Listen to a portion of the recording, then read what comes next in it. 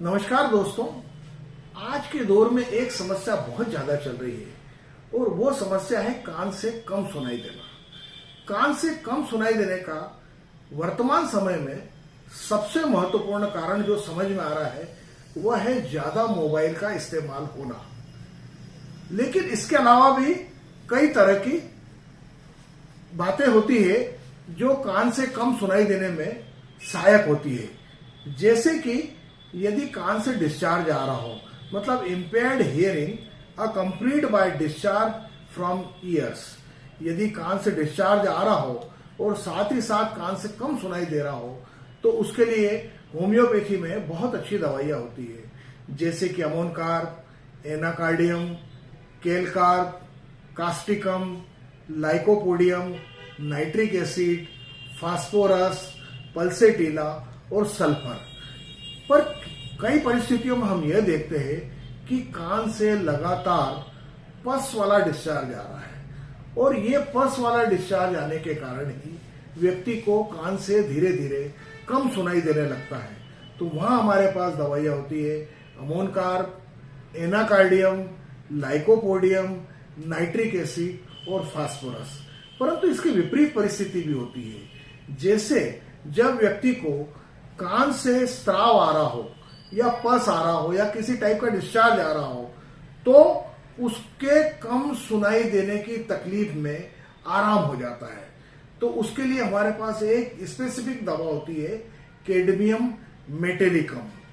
लेकिन कई परिस्थितियों में हम यह देखते हैं कि यदि कान से स्राव आता है और वो स्राव या डिस्चार्ज बंद हो जाए और उसके बाद सुनाई देना कम हो जाए तो उसके लिए हमारे पास एक स्पेसिफिक दवा है और वो होती है लोबेलिया इन्फ्लेटा।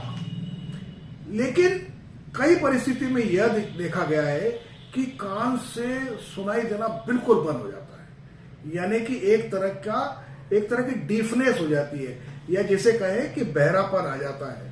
तो यदि कान में डिस्चार्ज या स्राव आने के कारण कान से बिल्कुल भी सुनाई देना बंद हो जाए तो उसके लिए हमारे पास 3 महत्वपूर्ण दवाइयां होती है एसाफोइटिडा, इलेप्सकोरेलियम और लाइकोपोडियम।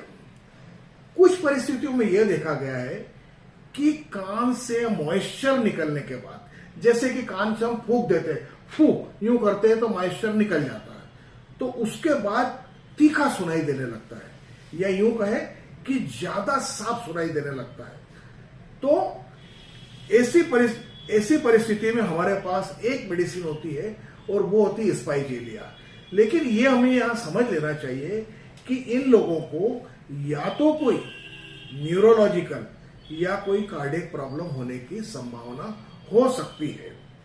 कुछ चीजों में हम ये देखते हैं कि यदि ठंड के संपर्क में व्यक्ति आता है और बार बार ठंड में जाने का मौका पड़ता है, उसके बाद से कान से सुनाई देना कम हो जाता है, तो वहां हमारे पास 3 दवाइयां होती है एकोनाइट, कैलिम्यूर और विस्कम एल्बम। कुछ परिस्थितियों में यह देखा गया है कि जन्म से ही कान से सुनाई देना कम हो रहा है, तो उसके लिए जो मेडिसिन होती है महत्वपूर्ण वो होती है मेफाइटिस और ट्यूबरकुलिनम।